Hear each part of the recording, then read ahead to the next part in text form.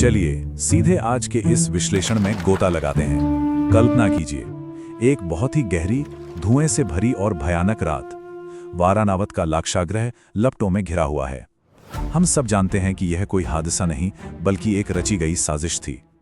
लेकिन आज हम जिस बारे में बात करने वाले हैं वो सिर्फ एक आग से बचने की कहानी नहीं है। राख से पलायन असल में छल, कूटनीति और उस भीषण क्रोध की कहानी है जिसने आगे चलकर पूरे कुरु साम्राज्य की नींव हिला दी। तो चलिए देखते हैं कि उस रात असल में क्या क्या हुआ। अब देखिए, उस रात का मंजर सच में सिहरन पैदा करने वाला था। वो महल मोम और लाख जैसी चीजों से बना था, तो जाहिर है कुछ ही पल में सब जलकर खाक हो गया। बाहर से देखने वालों को तो यही लग रहा था कि भाई दुर्योधन का षड्यंत्र सफल हो गया, खेल खत्म। लेकिन उस सुलगती राख के ठीक नीचे से एक बहुत बड़ा रहस्य बच निकल रहा था। एक ऐसी सच्चाई जो दुनिया की नजरों से छिपकर एक बिल्कुल नए सफर पर निकल चुकी थी। अगर हम उस रात के घटनाक्रम को देखें तो वो किसी थ्रिलर से कम नहीं है। रात के घने अंधेरे में पांडवों की मुलाकात विदुर के एक बेहद खास और विश्वासपात्र नाविक से होती है। वो आकर एक गुप्त संकेत देता है जिससे वो समझ जाते हैं कि हाँ, ये अपना ही आदमी है। फिर वो नाविक विदुर का संदेश देता है कि घबराना बिल्कुल नहीं है, बस आगे बढ़ते रहिए। आधी रात के वक्त वो पहले से तैयार एक नाव में छुपकर गंगा नदी पार करते हैं और जैसे ही सुबह का तड़का होता है वो नाव से उतरकर सीधे दक्षिण दिशा के घने जंगलों में गायब हो जाते हैं। मतलब इतनी तेजी से ये सब हुआ कि किसी को कानो कान खबर तक नहीं हुई। अब दिलचस्प बात यह है कि उस समय एक साथ दो अलग अलग दुनिया चल रही थी। एक तरफ तो वो भ्रम था जो दुनिया को दिखाया जा रहा था। जब वारानावत के लोगों ने आग बुझाई तो उन्हें राख में एक भीलनी और उसके 5 बेटों के जले हुए शव मिले। उन्होंने तो मान लिया कि पांडव मारे गए, लेकिन दूसरी तरफ असली सच्चाई कुछ और ही थी। असलियत में पांडव और माता कुंती बिल्कुल सुरक्षित थे और उस भयानक दक्षिणी जंगल में और गहरे उतरते जा रहे थे। सोचिए, एक तरफ मातम बन रहा है और दूसरी तरफ जिंदगी बचाने की जद्दोजहद चल रही है। और इस पलायन को गुप्त रखने के लिए जो किया गया वो कूटनीति का एक मास्टर स्ट्रोक था। जिस व्यक्ति ने वो गुप्त सुरंग खोदी थी ना, उसने बाहर निकलते ही उस रास्ते को वापस राख और मलबे से पूरी तरह भर दिया, बिल्कुल पैक कर दिया। इसका नतीजा क्या हुआ? वारानावत के लोगों को भागने के असली रास्ते का कोई सुराग ही नहीं मिला। वो रहस्य हमेशा के लिए उस राख के नीचे ही दफन हो गया। चलिए अब जरा हस्तिनापुर की तरफ चलते हैं।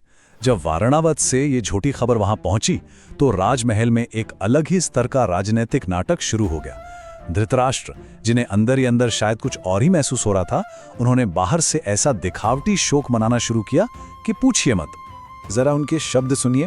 हाय हाय, पांडव और उनकी माता के मरने से मुझे पांडु की मृत्यु से भी बढ़कर दुख हो रहा है। अब ये सुनने में तो बड़ा भावुक लगता है ना, लेकिन अगर हम पूरी कहानी का संदर्भ देखें तो साफ पता चलता है कि ये सिर्फ मगरमच्छ के आंसू थे। ये सत्ता के गलियारों में खेले जा रहे उस दोहरे चरित्र को साफ साफ दिखाता है। और ये नाटक सिर्फ यही नहीं रुका। कौरवों ने अपना दुख साबित करने के लिए अंतिम संस्कार में पानी की तरह पैसा बहाया, पूरे विधि विधान से सब कुछ किया, तिलांजलि दी। लेकिन इस पूरे दिखावे में सबसे कमाल का रोल था महात्मा विदुर का। विदुर को तो पूरी सच्चाई पता थी।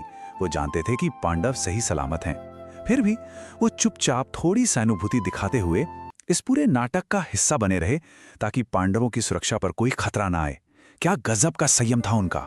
खैर, हस्तिनापुर के इन आलीशान महलों से मीलों दूर जो असली वास्तविकता घट रही थी वो सच में रोंगटे खड़े कर देने वाली है।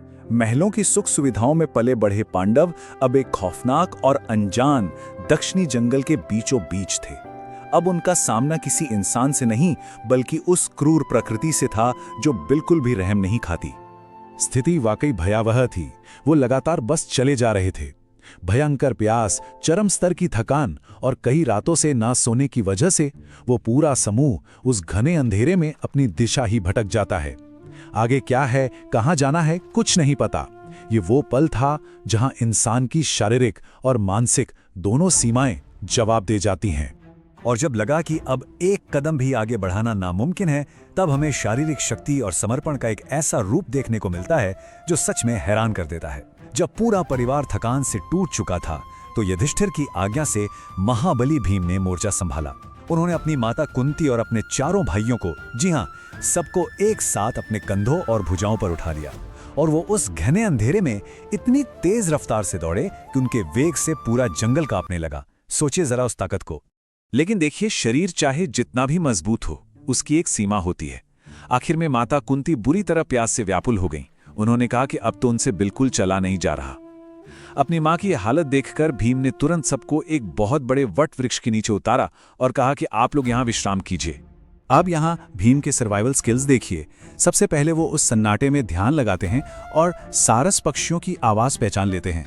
जाहिर है जहाँ जल पक्षी हैं वहाँ पानी तो होगा ही। फिर वो उस घने जंगल के अंधेरे में उस आवाज का पीछा करते हुए एक छिपे हुए तालाब तक पहुंच जाते हैं। वहां पहुंचकर वो स्नान करते हैं, जी भरकर पानी पीते हैं ताकि उनकी ताकत लौट आए।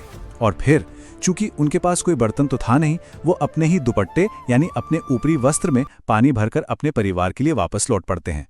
लेकिन जैसे ही भीम पानी से भरा वो दुपट्टा लेकर उस वट वृक्ष के पास वापस पहुंचते हैं, उनकी नजर एक ऐसे नजारे पर पड़ती है जो उन्हें पूरी तरह सुन्न कर देता है। वो दृश्य इतना हृदय विदारक था कि उनके हाथों से पानी नीचे छूट जाता है और उनका दिल एक गहरे असहनीय शोक से भर उठता है। सामने जो नजारा था वो किसी को भी रुला दे। जो लोग तीनों लोकों पर राज करने के लायक थे, वो महान राजकुमार और उनकी राजमाता उस कठोर धूल भरी नंगी जमीन पर बेसुध होकर सो रहे थे। राजमहल के मखमरी बिस्तरों से सीधे जमीन की धूल तक का ये सफर बहुत ही ज्यादा मार्मिक था। भीम का दर्द उनके शब्दों में फूट पड़ता है। वो कहते हैं, मेरे लिए इससे बढ़कर कष्ट की बात और क्या होगी कि मैं आज अपने उन भाइयों को, जिन्हें बहुमूल्य सुकोमल सेज पर भी नींद नहीं आती थी, उन्हें इस तरह खुली और नंगी जमीन पर सोते देख रहा हूं। सोचिए, जो भाई हमेशा राजसी सुखों में रहे, आज थकान के मारे इस खुरदरी मिट्टी पर बेजान से पड़े थे। और फिर उनकी नजर अपनी मां पर जाती है। गहरे क्षोभ के साथ वो सोचते हैं कि मेरी माता, जो वसुदेव की बहन हैं, कुंतीराज की पुत्री हैं और महात्मा पांडु की पत्नी हैं, वो आज इस नंगी धरती पर लुढ़क रही हैं। ये सिर्फ दुख नहीं था दोस्तों, ये उस भयंकर अपमान का एहसास था जो उनके शाही गौरव को हुआ था। इतनी महान महारानी की ये दुर्दशा भीम से देखी नहीं जा रही थी। वो एक एक करके अपने भाइयों को देखते हैं, युधिष्ठिर को देखते हैं। वो युधिष्ठिर जो साक्षात धर्म का रूप हैं, जिन्हें अपने धर्म के कारण तीनों लोगों का राजा होना चाहिए था। और वो आज वो किसी आम बेसहारा इंसान की तरह थके हारे जमीन पर लेटे थे। ये भयानक अन्याय भीम को अंदर तक चीर देता है। फिर वो अर्जुन को देखते हैं, जिनका रंग सांवले बादलों के समान सुंदर है, और साथ ही नकुल और सहदेव को देखते हैं, जो रूप में किसी देवता से कम नहीं। लेकिन आज वो सभी उस पेड़ के नीचे किसी लावारिस या अनाथ इंसान की तरह सो रहे थे। ये सारी बातें हमें दिखाती हैं कि भीम का अपने परिवार से कितना गहरा जुड़ाव था, और उन्हें इस हालत में देखना उनके लिए किसी नर्क से कम नहीं था। और बस यहीं पर एक बहुत बड़ा मानसिक बदलाव आता है। ये जो दुख था ना, ये जो आंसू थे, ये अचानक हस्तिनापुर और दुर्योधन के खिलाफ एक उबलते हुए भयंकर क्रोध में बदल जाते हैं। भीम के सीने में बदले की एक ऐसी आग धधकने लगती है जिसे बुझाना नामुमकिन था। उनका वो गुस्सा शब्दों में कुछ इस तरह बाहर आता है, दुरात्मा, दुर्योधन, युधिष्ठिर मुझे तेरे वध के लिए आज्ञा नहीं देते, नहीं तो मैं आज ही तुझे तेरे मित्रों और रिश्तेदारों के साथ यमराज के हवाले कर देता। ये कोई हल्की बात नहीं थी। इससे साफ पता चलता है कि दुर्योधन अगर उस दिन जिंदा सांस ले रहा था तो सिर्फ और सिर्फ युधिष्ठिर के आदेश की वजह से। भीम के अंदर का ये द्वंद्व एकदम साफ दिख रहा था। वो गुस्से से पागल हो रहे थे, उनकी सांसें तेज चल रही थी, वो क्रोध में अपने हाथ मल रहे थे, लेकिन फिर भी उन्होंने खुद को रोक लिया। उनकी वो असीमित ताकत और बदले की वो धधकती ज्वाला उनके बड़े भाई युधिष्ठिर के उन शांतिपूर्ण सिद्धांतों के आगे झुक गई। यही तो धर्म है। लेकिन इस गुस्से के उबाल के तुरंत बाद भीम वापस हकीकत में लौट आते हैं। वो जानते थे कि खतरा अभी टला नहीं है, दुश्मन का शहर वारणावद अभी पास ही था। वो समझ जाते हैं कि इस खतरनाक जगह पर नींद एक ऐसा शौक है जिसे वो फिलहाल अफोर्ड नहीं कर सकते, इसलिए वो खुद जाकर पहरा देने का फैसला करते हैं। तो अब यहाँ एक बहुत ही गहरा सवाल उठता है। उस रात जब भीम अकेले उस खौफनाक जंगल के अंधेरे में पहरा दे रहे थे और अपने थके हुए परिवार को धूल में सोते हुए देख रहे थे, तो उनके अंदर खौलता हुआ वो धर्म सम्मत क्रोध कोई मामूली गुस्सा नहीं था। क्या आपको नहीं लगता कि ये क्रोध आने वाले उस अपरिहार्य भविष्य की एक बहुत बड़ी चेतावनी थी? ये उस महाभारत के युद्ध की पहली चिंगारी थी, जिसे छल और कपट की नींव पर खड़ा होना था। राख से शुरू हुआ ये सफर आगे चलकर युद्ध की ज्वाला में ही खत्म होने वाला था। इसी विचार के साथ हमारा आज का यह विश्लेषण यहीं समाप्त होता है। सोचने वाली बात है ना? अगर आपको यह वीडियो पसंद आया हो तो लाइक, शेयर, सब्सक्राइब और फॉलो करें।